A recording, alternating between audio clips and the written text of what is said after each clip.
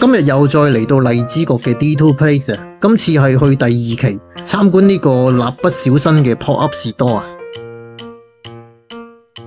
呢個 Pop-up Store嘅開辦呢，係乘住蠟筆小新嘅大電影喺香港上畫，所以喺呢度都加入咗好多關於呢套電影嘅打卡位嘅，一陣間我哋可以睇得到嘅。而家我將喺呢度睇得到又買得到嘅所有精品都拍俾大家睇下。咁睇下大家有冇興趣過嚟 shopping 下啦。